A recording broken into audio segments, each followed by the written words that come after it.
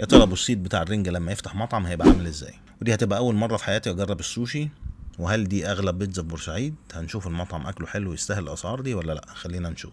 النهارده هنجرب كافيار لاونج. انا اول مره اعرف ان هو تبع ابو السيد لما لقيت اسم ابو السيد مكتوب على الكيس بتاع المطعم، ودي فعلا هتبقى اول مره اجرب فيها السوشي عشان هو من الحاجات اللي الواحد بيقلق منها، خصوصا موضوع السمك الني ده. لكن هنجرب، مش هنخسر حاجه. المكان ظريف بس مساحته صغيره، ترابيزات قريبه من بعض جدا. اعتقد محتاجين مكان اكبر من كده شويه. اولا حصل حركه انا ما بحبهاش في المطاعم، اللي هو ينزل لك الميه ومش بس كده يقوم فاتح لك الازازه كانه بيدبسك يعني. انا ما خدتش بالي الا لما الويتر فتحوا الازازه وبداوا يصبوا الميه. طبعا انا كنت ممكن اعترض على الموضوع ده وما كانوش هيقولوا حاجه، انا متاكد ان هم كانوا هيقولوا اسفين ومش عارف ايه ومش هيحسبوا الميه.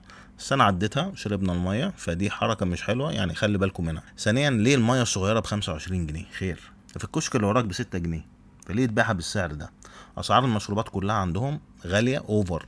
يعني موهيتو بالخدمه مثلا يعمل له 125 جنيه، مشروب نصه تلج اساسا. فاسعار الميه والمشروبات كلها محتاجه يراجعوا نفسهم فيها. نروح للسوشي. اولا السوشي هو اسم الرز بالستايل الياباني اللي هو رز وعليه خل، فمجازا هنقول على كل الاصناف دي ان هي سوشي. السوشي انواع ونقدر نقسمه لثلاث انواع رئيسيه. يعني مثلا الساشيمي ده ليفل الوحش بقى فيهم، لان ده عباره عن سمك ني خالص بيتقدم من غير رز او اي اضافات تانية، بيتقدم بس معاه صويا صوص او وسابي او حاجات من دي. تاني نوع اللي هو النيجيري، ده نفس نوع السمك الني بس بيتقدم مع شويه رز. بعد كده عندك الرولز او الماكي. ماكي بالياباني يعني رول، ففي منها الماكي العادي، ودي عباره عن سي ويدز اللي هي الرول اللي من بره او الطبق اللي من بره اللي بتبقى اعشاب او طحال بحر، جواها الرز وبعد كده من جوه خالص الحشو ايا كان بقى سمك او خضار او ميكس. وفي الاوراماكي، ده نوع من انواع الرولز، بيبقى الرز هو اللي من بره وبعد كده السي ويدز ومن جواهم الحشو. وفي كمان التيماكي بالشكل ده، بيبقى شبه القرطاس، وده مش موجود عند المطعم هنا.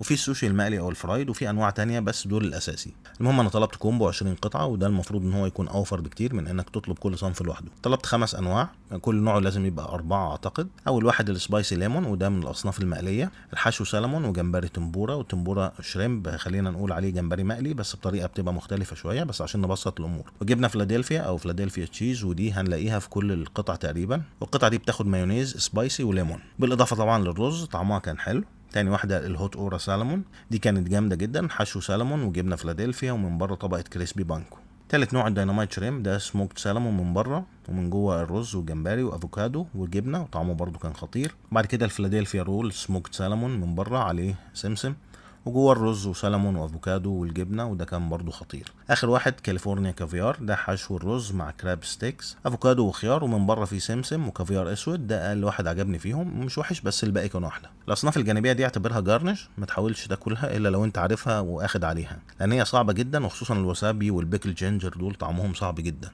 الوسابي الاصلي هي نبته في اليابان وسعرها غالي جدا، وغالبا ده بيبقى التقليد منها، بيتعمل غالبا من الفجل مش من نبته الوسابي الاصليه. يعني الوسابي الاصلي بيتعمل فريش والطعم اصلا بيروح منه في خلال تلت ساعه، يعني لازم يتاكل على طول. الوسابي بيستخدموه اصلا لان هو مضاد للبكتيريا عشان يقضي على البكتيريا الموجوده في السمك الني. طلبنا كمان بيتزا، دي اغلى بيتزا عندهم، اسمها بريميوم بيتزا، عباره عن جمبري وكاليماري وسلمون مدخن. البيتزا حلوه جدا، نازل معاها بره صوص كافيار. الكافيار ده اكيد تبع براند ابو سيد وطعمه كويس بس حادق سيكا، انا بفضل الكافيار بتاع فيشرمان. والبيتزا ممتازه، عجينه حلوه، بس انا حاسس ان الجمبري والكاليماري مش بلدي، حاسس كده من الطعم والقوام، بس ممكن اكون انا غلطان. وطبعا السلمون كده ولا كده مستورد. هي بشكل عام بيتزا حلوه، بس انا لو هدفع الثمن ده انا ممكن ادفع اقل منه واجيب بيتزا سلمون من تابيز، عجينه ايطالي اخف، ميكس اطعم احلى، والسموك سالمون بتاع تابيز احلى بكتير. بس بشكل عام زي ما قلنا ممتازه، ولو انت مستعد تدفع السعر ده هتتبسط برضه. وفي الاخر قلت اجرب النيجيري.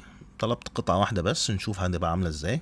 طلبتها تونه، طبعا تونه نيه مع الرز، حاطين وسابي بره، وده كويس عشان اعتقد ان الطبيعي الوسابي بيتحط منه حته تحت الرز، بس كويس ان هم ما عملوش كده عشان طعمه زي ما قلت صعب جدا، وهو اللي هيجربه هيفهم قصدي. المهم طعم النيجيري طلع حلو ومقبول، مش وحش خالص زي ما كنت قلقان منه، والصوص صوص بتاعتهم حلو قوي. التجربه بشكل عام حلوه وتتكرر اكيد، خصوصا للسوشي. ممكن المره الجايه نجرب حاجه تانية غير البيتزا، ممكن انواع الباستا والنودلز اللي عندهم. وفعلا بعد كام يوم كده جربت السوشي تاني مره، جبت 8 قطع المره دي بس.